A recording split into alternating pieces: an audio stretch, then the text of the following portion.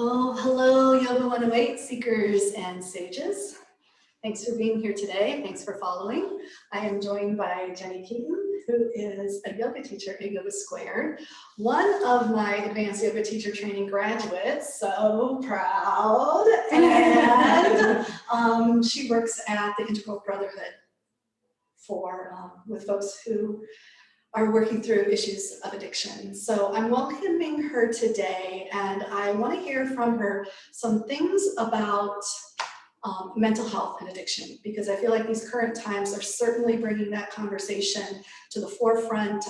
That's been happening gradually over the last many years, but the past year, it has been a challenge. It's been a challenge, I think, for all of us, whether you have addiction issues or not. And so I wanted to bring Jenny to sit with us for a little bit and to help us understand her perspective and perhaps the perspective of some of the people that she works with, so that we can be good friends and good supports to the people in our lives. So welcome, Jenny. Thank you. And tell us, say again where you work and kind of what you do there. And then let us know how it's going. How's it going for folks there? Okay, so I work at IBH in Portage Lakes, halfway to Canton, in between Canton and Akron. It's one of the biggest treatment centers in Northeast Ohio that give a level of care for inpatient. And they also do outpatient and partial hospitalization, so they're getting bigger. I work in the education side of things, so I teach small classes for residential and also for partial hospitalization, which is like a phase 2 for the women. So they come into an education classroom, and we talk about different topics, anywhere from, it feels so funny talking about this on the camera. This is what I do on a daily basis. And any topics from what is wrong with our cognitive belief system, what's wrong with our thought system, what is trauma and why is it a thing, how to not get high anymore one day at a time, what are coping skills, what are tools to do that. So it's very intense, when people first come in, they're very raw, they're still very numb. But what's cool about what I get to do is I get them a little bit later. I get them 30 days in at least. And so they've kind of gotten their head out of their butt a little bit, and they are able to understand concepts a little bit better. And the topics get a little bit deeper, I guess. So that's what I do. Groups? I have education type classes, but it's not group therapy, what I do. It's educational. Yeah. Gotcha. Okay, so education. Yes. Help. I would love to hear about this addiction and trauma piece. Can you tell us a little bit about that and how it relates to folks? Yeah, I feel like I'm thinking of every YouTube video I've ever seen with this topic. But so there's all these comments about what is the gateway drug, what is this first gateway drug. And in the last 5 or 10 years that you may have seen as well, people are saying now that trauma is the gateway drug. Trauma, whether it's big trauma, little trauma, things that happen to us when we're younger, become this thing that make us disassociate from who we really are, and this disconnect of who we are, and it makes us numb out.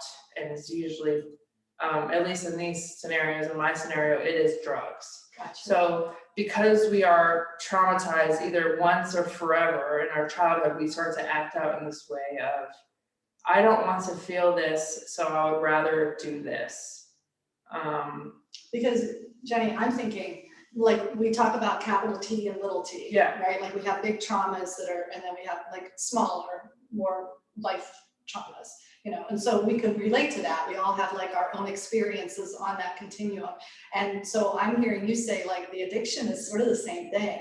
It's you can have capital A addiction and small a addiction. Yeah. It's whether your addiction is more socially acceptable, is more of a coping skill and less interfering in your life. So maybe we can all just take a breath and think, I might be somewhere on that spectrum too. in terms of what life stress does to me and what I do and how I handle my traumas, capital T, lowercase t, because this year we've all had T's. Yes, big T's. Yeah, like collectively T's, personally T's. Like, I don't know that anybody could really have escaped some sense of trauma of some sort over this year. And then just like how that kind of weaves its way into addiction. So it is a thing that they're saying that the trauma, let's back up a step and say the trauma could be seen as the gateway. Yeah, so that's what they're saying. Like I mean, studies and statistics are saying trauma is the gateway. So with that, I mean, some people get in their heads and they go, well, I haven't experienced a big trauma, like I come from a great family or nothing bad happened to me. And I don't have an answer for that. I don't know to say like, oh, so you've never been traumatized, good job. Well, you still use drugs forever, that's traumatic,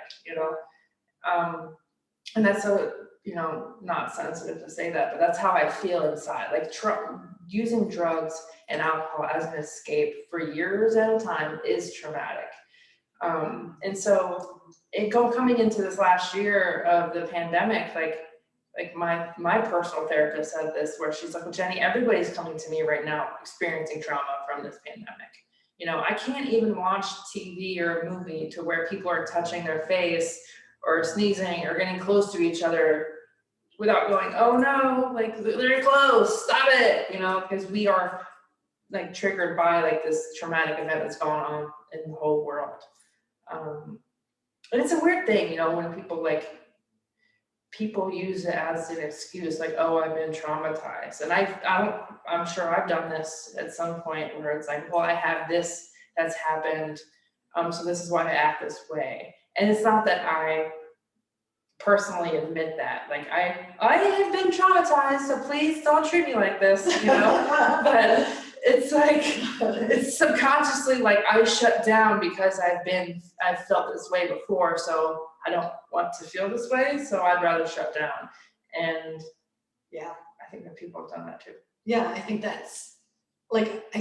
that's how the human machine works. Like, the human machine works this way, and either we are aware of it in our moment or we're not aware of it in our moment. We're either kind of like the victim of it and mindlessly reacting with yelling or shopping or running or lifting, or like we have all kinds of different ways of dealing with that. I really don't want to feel. Yeah. And really, when you think about what happened this past year, the rug got yanked out. We couldn't necessarily do the things we wanted to do to manage the stress that we're having. Positive and negative. Right. So I couldn't do the positive things that I was doing if it came to like other people or out in the world, things that were closed, or I was like, okay, what personal coping skills do I have now left? In my house, coloring. I mean, basically, we're down to coloring. What do you color? Stare at a candle. Okay. Yeah. So our good coping skills, like visiting with a trusted friend or going for a walk in nature, although, arguably you could still do that. Like, our good coping skills were kind of pulled out from underneath us, and the negative ones that we would do. Jenny, I hear you saying my own personal therapist. Can you share a little bit about your story? Would you be willing to go there and just tell us a little bit about how, what you've been through and how you became who you are? Because you offer great service, and we haven't even touched the yoga yet, so we're gonna hit start with your story. Tell me about that. Okay, I'm gonna try to make it a smaller story. So in the beginning, when I was born, I'm just kidding. When I think it started as a kid of like feeling like I needed something outside of me to feel better. So whether it was attention or toys or something, or eventually, boys and cigarettes and then drugs, like it became something over time that I was like, I needed something, I always make this reference, like put something here to make me feel better. And that sounds really silly and also awkward, but I'm being real here on the video. So, and then in my teenagehood and into like high school, really, it was like, I was starting to use a substance almost every day, as much as I can get a hold of it. And then I became like, okay, I need this, or I'm a grumpy little girl without it. And so I knew early on for me that I was technically an addict. So I was addicted to something that made me feel better. That was a lot of insight. Yes. Like, you could give yourself credit. Yeah. You could give yourself credit for like having that, like, it wasn't maybe total awareness, but having that inkling of awareness that says this is, Yeah. this is more than just a game. This is an issue for me. Yeah. Yeah, congratulations. Yeah, thanks. Yeah. And so like the other side of it was like, at the bottom was at the end of my senior year when I really knew I had a problem. Like I was like, I can't stop. And my substances changed color, they changed form. It wasn't no longer the socially acceptable drugs that were a thing. The sneaky secret behaviors regardless of consequences. If you look up addiction definition, active use despite negative consequences is probably one of the biggest definitions you'll see.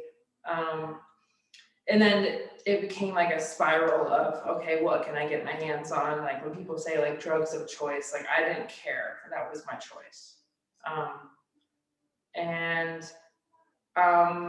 I don't really remember a big part of like not getting high anymore, like getting clean, but I know I went to an outpatient place. Who helped you?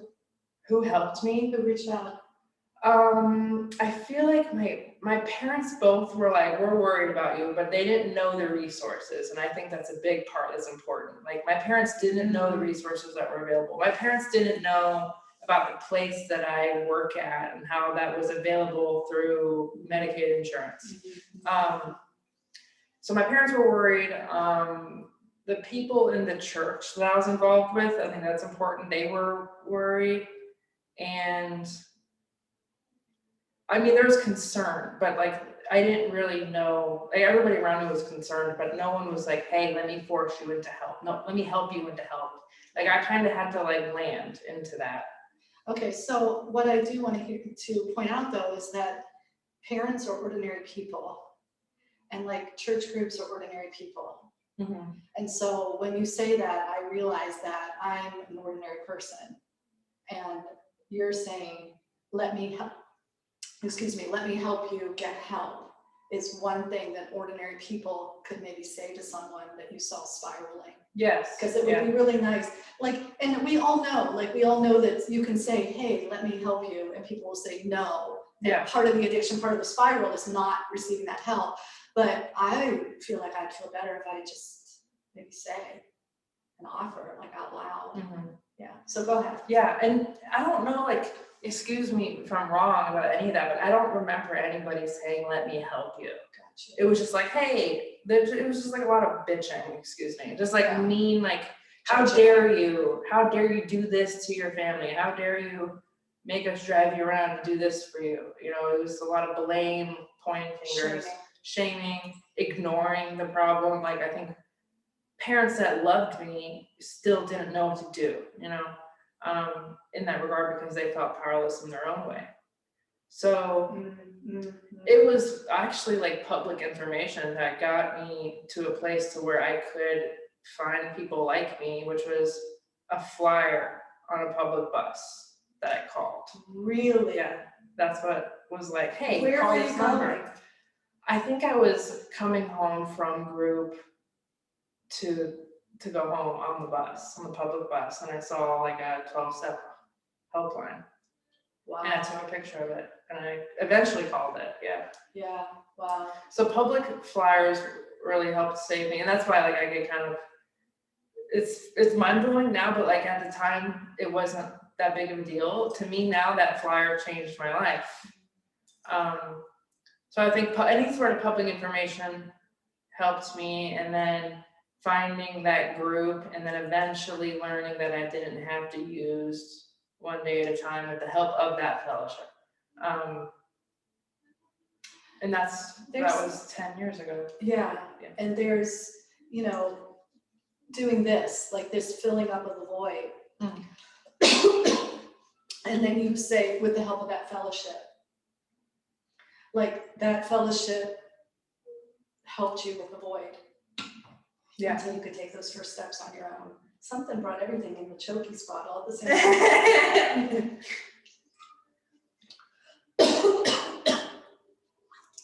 Okay, not sick, just tickly. No, it's okay. But I also want to say, like, you know, there's a lot of research and there's a lot of videos now about like the opposite of addiction isn't recovery, it's connection. And so many people quote it, and it's been quoted a lot. Who originally said that? I don't know the answer. I don't care to know the answer, but the opposite of addiction isn't recovery. The opposite of addiction is connection. So I have a disconnect when I'm using. And that is not just with my physical body of feeling my actual feelings without drugs, but I'm disconnected from my spiritual connection, whatever that means to you. I'm disconnected from mentally, emotionally feeling raw feelings. I'm disconnected from the physical world outside of me. I'm disconnected in every regard. The only thing I'm really trying to connect is this feeling better right now, this temporary feeling. So interesting, like, because I quit drinking a few years ago, and one of the things I noticed in social situations now is how when people are drinking, they do kind of disappear. It's like, okay, you're not available. Right? And if you are, you won't remember this tomorrow. Well, and they might not be that far gone. Like, they might not be drunk. They might just be, but there's something in even the half a glass of wine that shifts, and we're in two different places, and they're not available to me. And they could be there, and we could be having like a conversation that seems very rational, and nothing's drunk about it, but like on a deeper level, there isn't a connection. Like that connection gets shifted, like somebody goes left, somebody goes right. Do you know what I mean? So it's interesting that you say that about connection. It's interesting that you point out the fellowship and just the group of people that could look you eye to eye and hold that connection when you want to run. Yeah. So I don't want to interrupt you because I'm still gathering my pieces for like what can we do to help people. Yeah. So tell us, you know, you went into a 12-step program, and then you still work with that. Yeah. Yeah. And how many years has it been? It's been 10. December was 10. Yeah. So, and congratulations. Yeah, thanks. It is a long time. Yeah. And she looks like a baby, so who would know? 10 years was like, she was 4. I was 20 at the time, and I just turned 30 last September. So, you've made good use of those 10 years. Yeah, it's funny because people are like, I don't want to turn 30. I don't want to turn 30. I've been wanting to turn 30 my entire recovery because I feel like there's a maturity level that you're expected to be. And I always felt like I was this kid getting clean, and people were judging me based on age. But anyway, that's another video for another time. But when I found the group, you know, and I share this in so many different times in my story that's been posted places, but like I was pretty heavy from what I remember. I was, you know, just hating myself, hating who I am in my own skin. I wasn't connected with anybody. I wanted to get my, you know, my high school diploma. And I was trying to set myself up to get that. And I thought that the substances like were the problem, right? Like I thought like, oh, as long as I don't use these things, I'll be okay. And that's what's crazy about getting clean. It's like I'm still with me and all of my crap. I'm still myself. I can still be a lazy, procrastinating, whiny little girl. I feel like I am those things every day, actually. But I feel like so I take the drugs away. I'm still stuck with the problem. You know, it's what the 12-step fellowship teaches me. And so I work on making myself better. And I just want to quote like something that's crazy about what normal people say. And I want to say that in a nice way of like, I'm not saying everybody shouldn't drink or shouldn't smoke, you know, whatever medicinally. occasionally or whatever they do. I just know for me, I can't. Yeah. So when my dad, like when he looks at me, you know, he's like, "Oh, you are now clear-headed," is what he calls it. And he is the most normal human I know.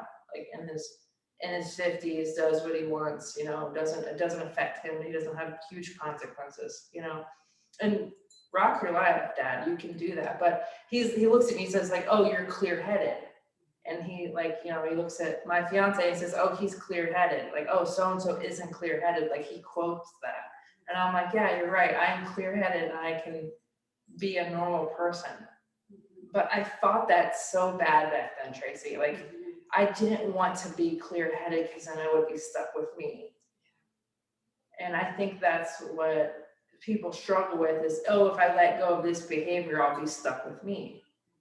If I stop doing hot power, I'll be stuck with me. If I stop doing this or dressing this way or dating this person, I'll be stuck with me. And I think that's still my fear in a lot of ways. Well, and that's the whole thing. Quarantine? Oh no, I'll be stuck with me. Right? Gosh. Like what else is there? Put a mask on and then I have to like, you know, look at myself and feel myself. And I like we can normalize that feeling because that's human psyche. That's not like you're having that experience because there's something wrong with you. Mm-hmm. Like you're having that experience because you're human. Yes, exactly. Right? Yeah. Like I have that experience. Mm-hmm. That's real. It's real. And I mean, in the Buddhist tradition, it's like not knowing your dukkha is dukkha. And dukkha is the word for craziness, remember? Yeah.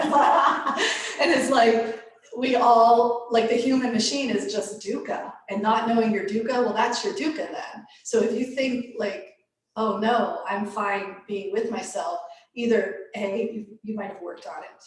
Like, you know, people who are really legit okay with themselves likely have really, really, really earned that.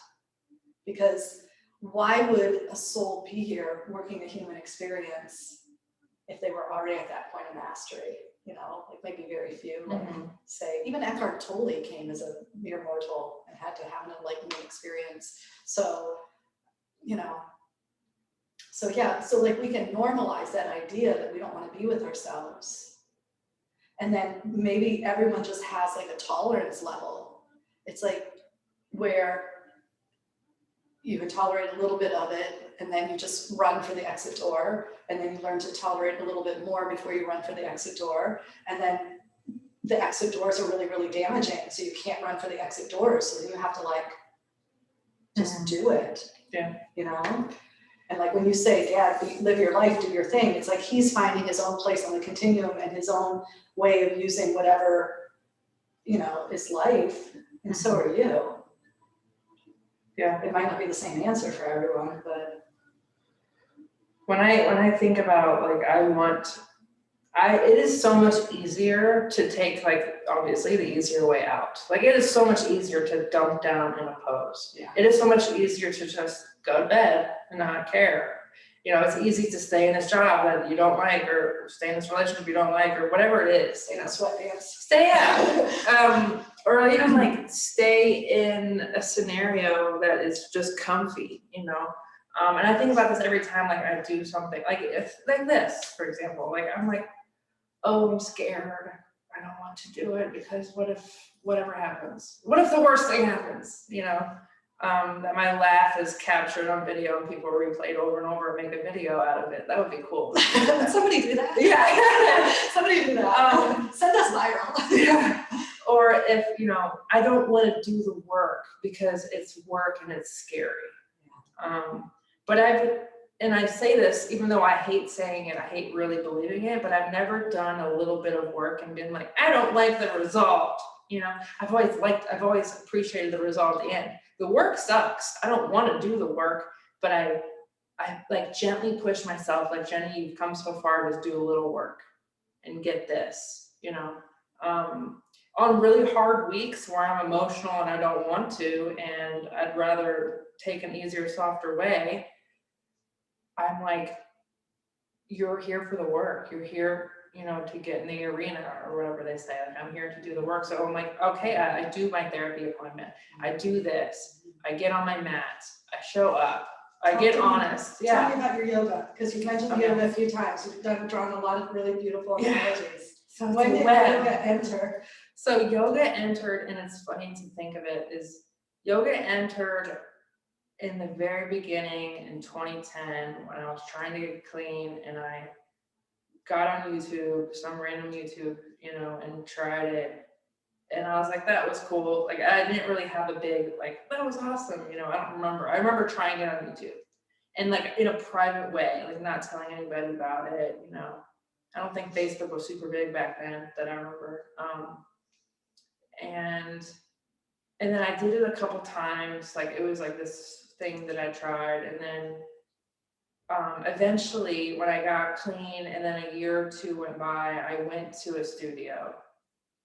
And I jumped into hot power, right? Because like that was the first class I tried in person. Because what sounds better than sweating and being powerful?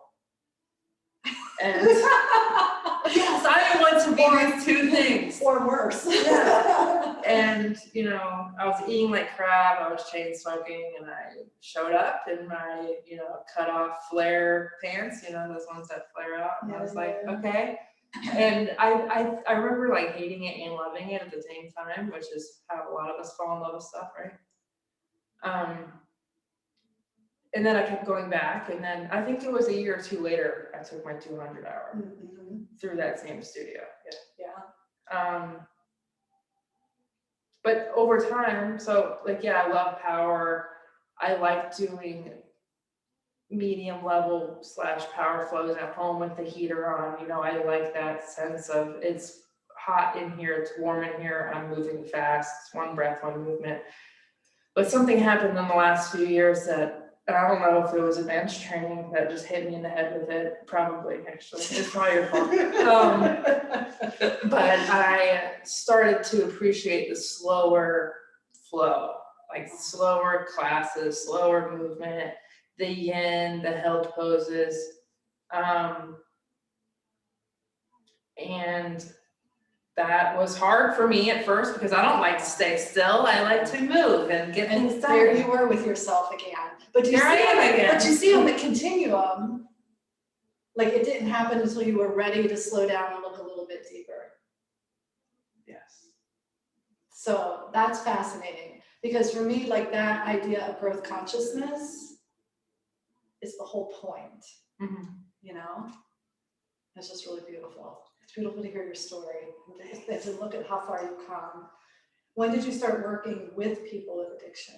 So that happened actually the same year that I took the 200-hour training. So I was 23. I got hired into a co-ed facility, not the best place. I mean, it wasn't the best because it was co-ed. I'm not bashing anything if you know me well, but if the co-ed place in Akron, and it was like I had to grow my own backbone. Gotcha. You were unprepared. I was not ready. Strength. Yeah, I was not ready. Yeah.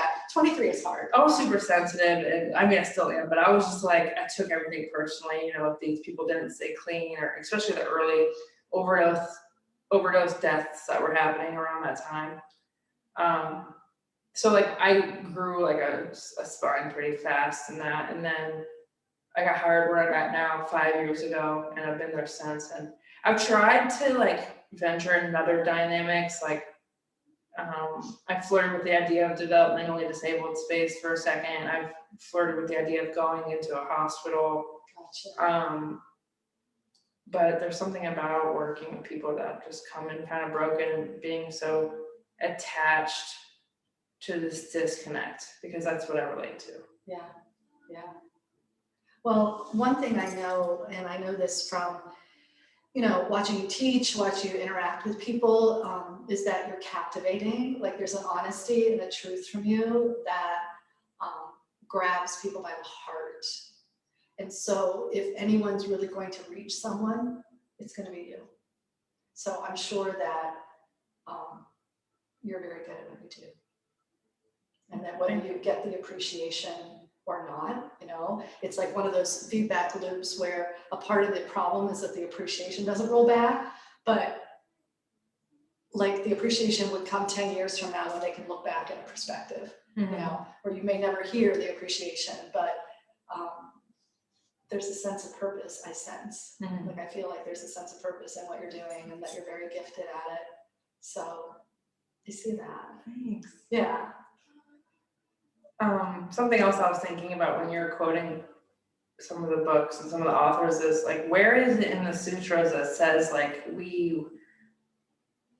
human suffering is inevitable, but we want to avoid pain, and that's what the ego tries to do. Yeah, I think that might be in the Buddhist teachings, where the Buddha said suffering is inevitable, but pain is optional, that kind of idea, where humanity is suffering. I mean, this is a lot of people that watch the earth evolution from a higher vantage point will say like, this is a slave planet, this is a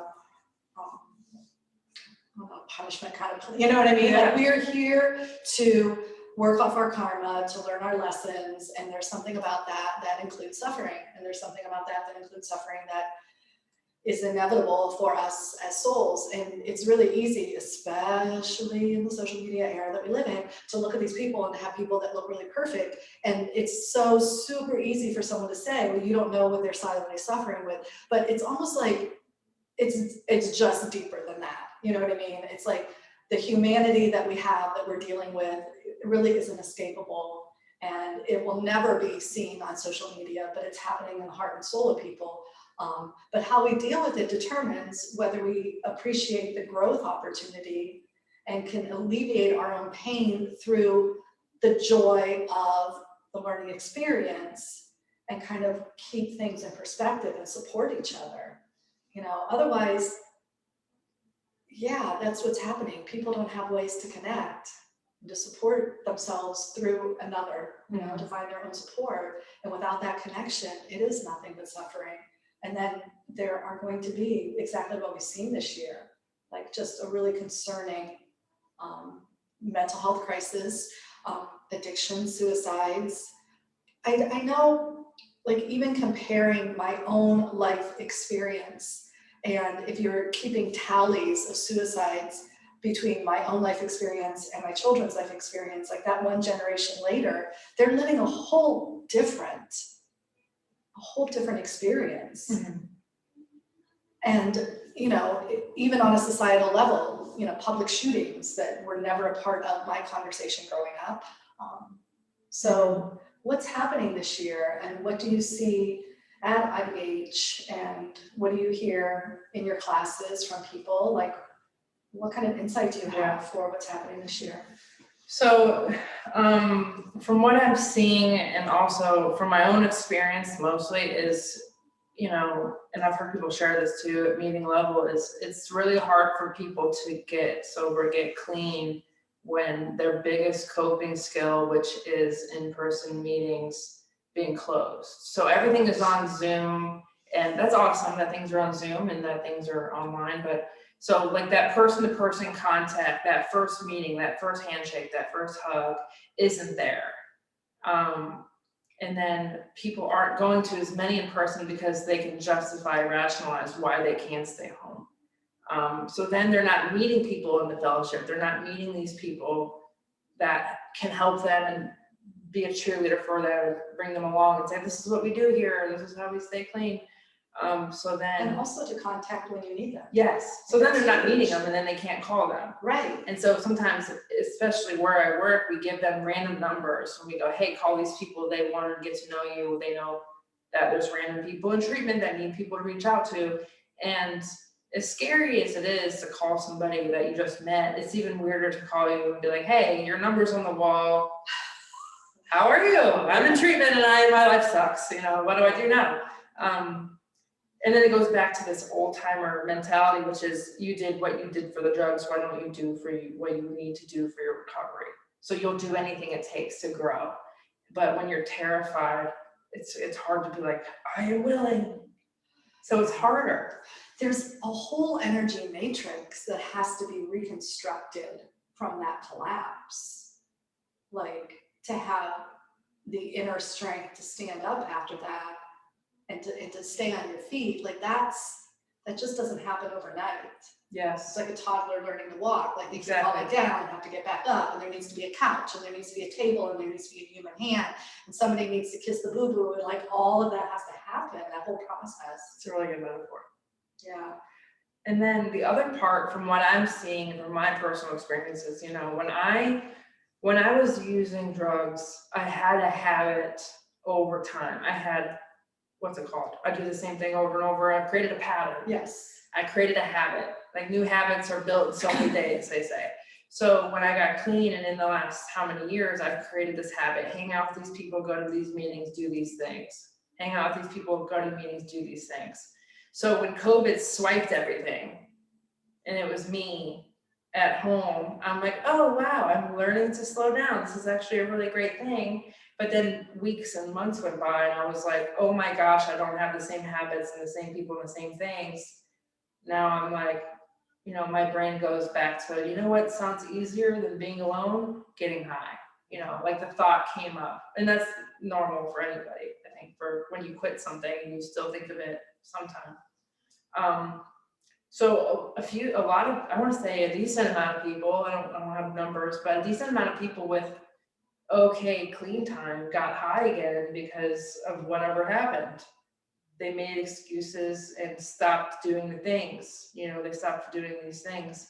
They stopped calling those people. They stopped doing meetings either in person or online.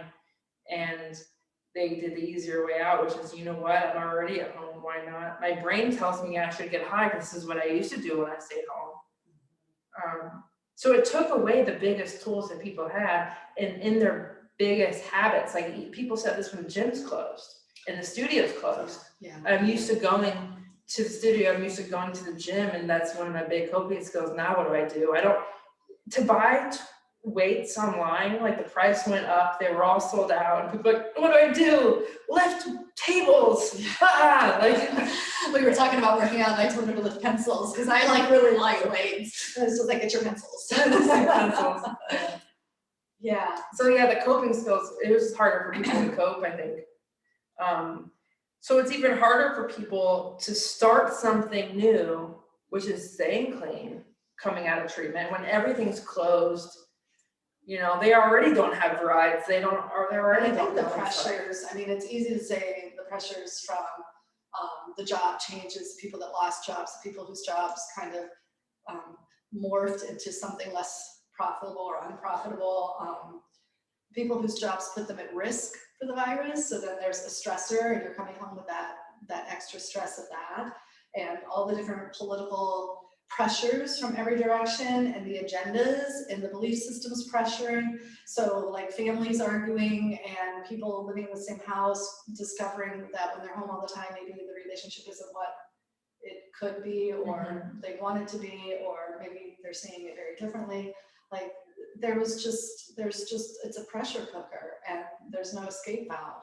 Very good point. Really, really, really tough for anybody, let alone people that are struggling with these things. Yeah. And one thing we know is that energy has to move. Like, you have to move your energy to feel clear-headed, to feel like you're capable, and that there's hope, and that there's happiness and joy. And so without that, I mean, you know, if you can't move, then the energy starts to flatten, and depression's a big issue, and you're back. It's just there's so many opportunities, there's just so many opportunities for folks to spiral. I really feel that. So I guess what I'd love to talk about, like, really, you know, back to intention, is what can we do?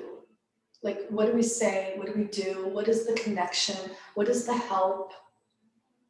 Like, what do you wish those people had said? Given today's times, is there something that rises up that you think would be helpful?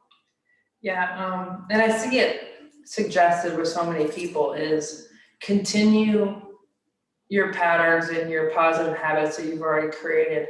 And if you don't keep up with them, don't beat yourself up for not. So I'm my own worst critic. Like, I beat myself up already. I judge myself more than anybody else judges me. So if I'm not doing yoga 3.5 times a week, and journaling 4, and drinking water 5, and doing all of these checklist things, like, I really just like, what's wrong with me? I can't even do these simple things. And then I lay there, you know? So And I don't maybe if I beat wanted to myself up. support you, I would say, hey Jenny, I haven't been keeping up with my journaling. Let's have a Zoom meeting and 20 minutes just sit with each other and write. Like, I'm trying to think like what concrete things. Yeah. So I to think do. accountability partner. So in different areas of my life, I connect with somebody in what I'm doing. So Okay. with my finances, I connect with my girlfriend who's also doing the same thing. Good. With meeting attendance, I connect with another girl or my partner who's doing the same thing. So I have accountability partner, that's one. Two, if I don't keep up with the habits, I am okay with not being perfect. So being okay with rest, being okay with the moments, like I'm constantly on a roller coaster. Yeah. Like I'm never like always amazing all the time. Like things are never completely balanced. I think if that was a thing, like we would just check out and go, okay, we've completed life, check. Yeah, like I'm never always up here. I've never met that person. Like they're just always up here, like doing well all the time. Like sometimes I'm not, sometimes I'm down here, and that's okay. And I think that's where self-acceptance comes in. Like I'm accepting where I'm at, where I am, and that's okay. I'm not perfect. So if I wanted to be your friend, I would accept you there too. Easier said than done, right? Because when I'm up here, I want to judge people down here. I go, come on, you can do better. You can do better. When I can just accept them where they are in their process. I accept people where they are on their mat.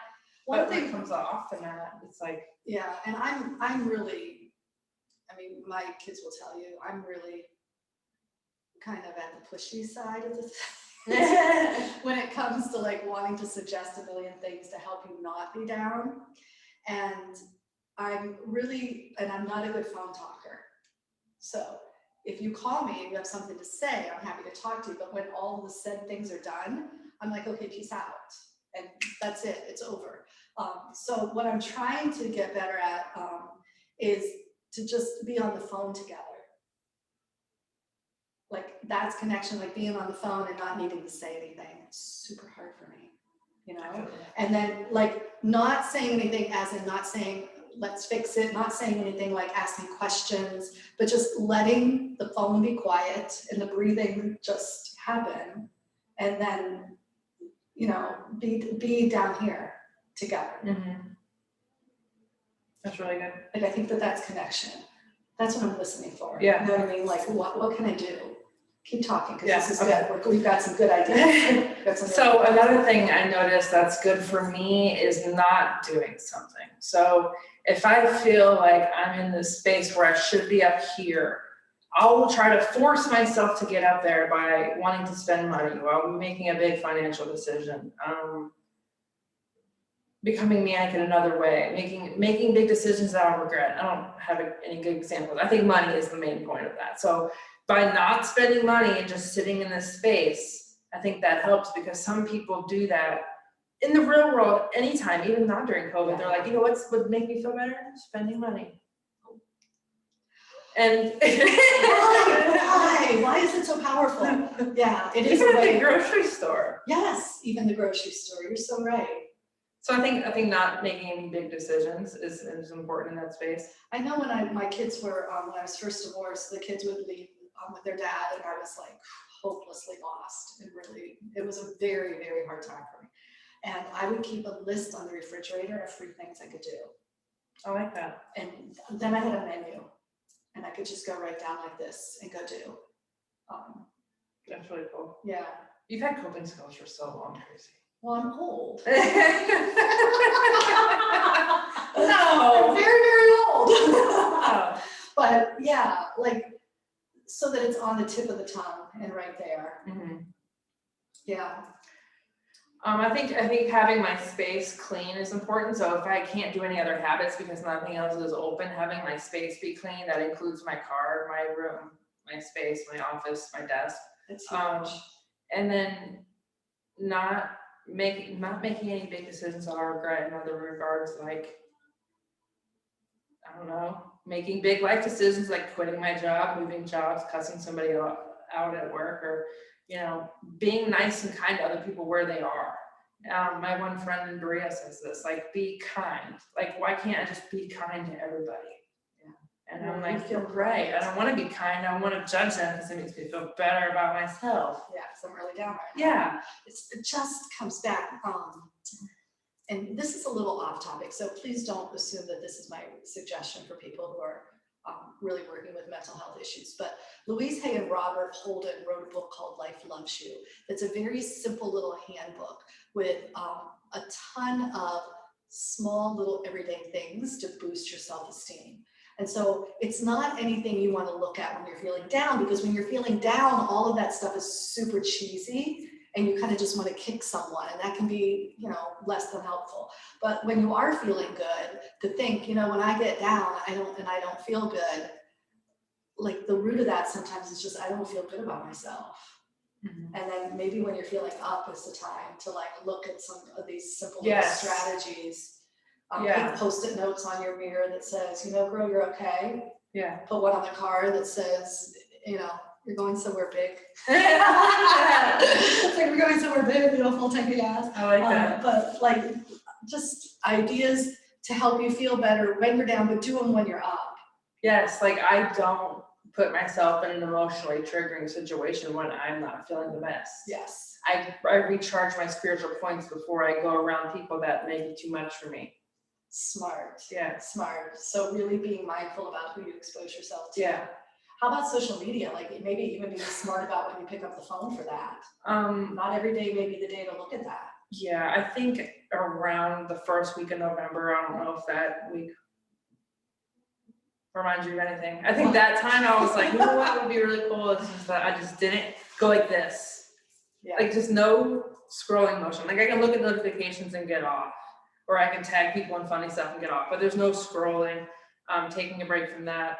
I try not to be on it after 10 p.m. at night anyway, just because I don't need to be. I think that's a lot. Not having it on, my friend just said this the other day, not having it on the main screen on her phone. She hides it in a folder so she has to consciously look for it. And also I have unfollowed a lot of people, and even people that I love dearly. I just don't, not that I don't like your opinions, I just don't care to see what you post.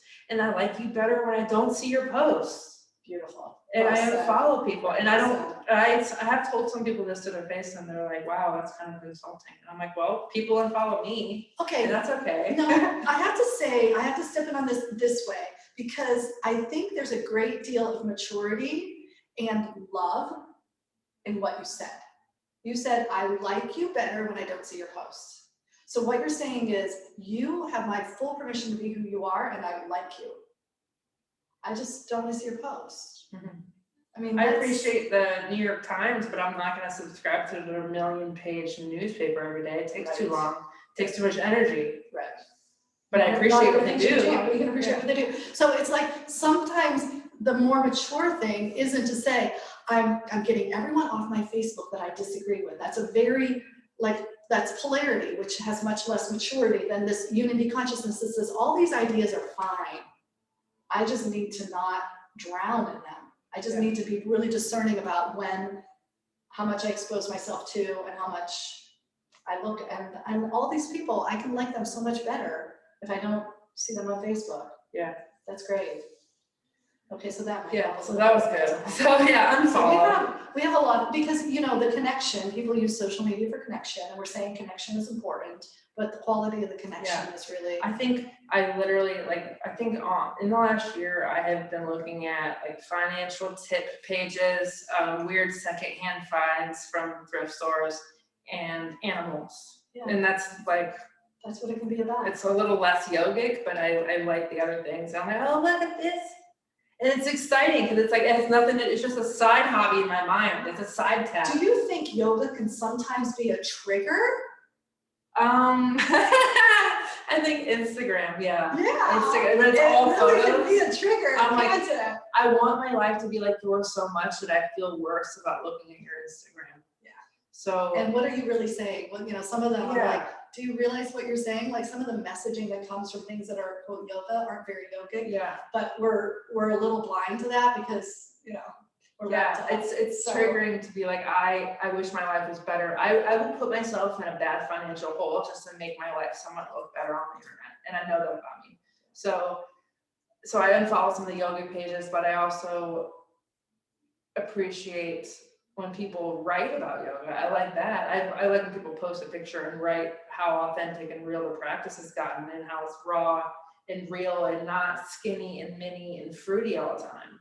It's not, you know, I appreciate that. And some of the oversharing is a little bit of an issue too. So Yeah. it's like some of it is like, keep practicing, because part of practicing is discovering those things, and then part of practicing is that working them with yourself.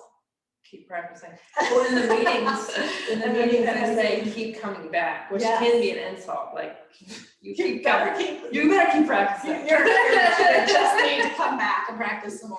Yeah. But, so another that's the nature of the journey. So another tool is moving your body. So there was a couple months in there that my partner and I would work out at home, and it felt good, even though I don't feel super strong. I'm not a huge workout person, but that would feel good when I did it. Doing home yoga is huge for me now. I take Tracy's stuff online, and that works for me. And so like doing physical body movement, but sometimes getting out of the house, like I don't know if anybody else relates, but the times where I would go out in nature and parks in the beginning, it was kind of aggravating because everybody was at the parks in the beginning. And we're all like, how come everybody's here? We were there too, but we would blame them. Kind of like when you go out of state, it's like, how come all these tourists are here? And you're like, you also are a tourist. You know? So like going out to nature, getting out of the house, even like going up to Cleveland and going to another city really quick just for a drive is nice. Because as much as comforting and nice it is for me to have a home life for the first time ever because of COVID, it's also like, okay, I'm home too much. And then alone time, healthy alone time for me can become isolation. Yeah. And the fresh air is huge. So, I mean, I know, I don't remember what day it was, but a couple days ago when we had a warm day for that moment, I opened up all the windows in the house, like just to get the air blowing through. And then I vacuumed and was horrified by the amount of dust. So thank you to the sun for revealing that. Get rid of that. But it's like when my husband came home and he walked in the door, he's like, and I'm like, oh, I opened the windows, I vacuumed. Like there wasn't anything tangible that you could see was different, but it felt really different. And so that moving, opening the windows, getting fresh air, moving your blood through your body. Yeah. All of that. And I also, same thing with like not making big decisions. Like so there's things. Go for a walk with you or something. Yes. Yeah. There's things that I wanted to do that I didn't necessarily complete all the way, like different behaviors that I tried to quit, like sugar, for example, or quitting this, or quitting that. And there was times that I was able to successfully stop certain behaviors, but sometimes I wasn't emotionally ready to quit those things. Yeah. So I'm not beating myself up that I can't create a new hobby. Like there's a big thing over COVID where people are like, well, I didn't learn how to make fresh bread, so sorry I wasn't able to be like the rest of you. Forgot about that. Yeah. And there was a little. I'm like, I don't know how to make fresh bread, but that's impressive to me. Yeah. But I'm not gonna beat myself up because I didn't learn how to do that. Yeah. So some things that we can add to the list of how can I help someone who's struggling, take a walk with them. Maybe if you're visiting, ask if you can open the window. Just act like you need the air and breathe some fresh air in. Maybe they would want to learn a hobby with someone. That would be connection. I learned how to wrap rocks on YouTube. Like how to take just a rock from the creek. And then I had this leather strips that I had ordered on Amazon and wrap it around in a certain fancy way. And the ones I was making, I was chanting mantras with because I had to make it really yoga. Yeah. But you could just do that, like something like that is super simple to do with someone, to sit and do with someone. But I'm just keep thinking, like, I really want for us to pinpoint, I think we've done a great job of like what we can do to help people, like to like literally what to say, what to do. So we've thought of quite a few things. I think a big one that I learned, and this is also with my personal family members, is like I'm naturally type A, also type professionally codependent. Like I want to help. I'm a helper. I'm a social worker. I want to help these people. I'm a teacher. But the biggest reason why I love the people I love in my life is because they are good listeners and just listening. So like when people call me to vent, I want to fix and control and help. But I've shifted into, I'm just listening. It's okay that you chewed my ear off. I'm just listening. That's why I answer the phone. Yeah. And they're like, really? I'm like, I guess. This is cool. This is a new thing. Yeah, yeah. And so that's helped some people from what I know, from what they told me. I think that that's probably, yeah. Yeah. I feel like with the statistics being what they are, it's likely that we all know someone who's at risk. So thank you, because I feel like this was really important. And, you know, I hope it's helpful for someone, to help someone. It's helpful for me because, of course, there are always people that I want to help. And I know from, you know, teaching yoga, when I look around the room, I don't know the stories. I don't know what people are going home to. If they're on the screen, I don't know what's happening in the next room. I don't know what, you know, they might have cried about last night or be struggling with. So just to have all of our feelers out and to be really aware so that we can be available if people need us. That's right. Yeah, okay. Did we have so much fun? That was good. Are you feeling happy? I liked it. Yeah, it was really not good. nervous. It was so good. Yeah, she's such a natural. Which means we would love to have you back. Sweet. Sweet. Yes. Okay, awesome. All right, thank you so much for following. Namaste. Namaste. Thanks, guys. Thank you. Let's hit the gong now. Let's hit the gong. Do you want to do it before I Yes. cut it off? Go Should I ahead. do it? Yeah, the purple mallet. Go ahead. Here she goes. A celebratory gong.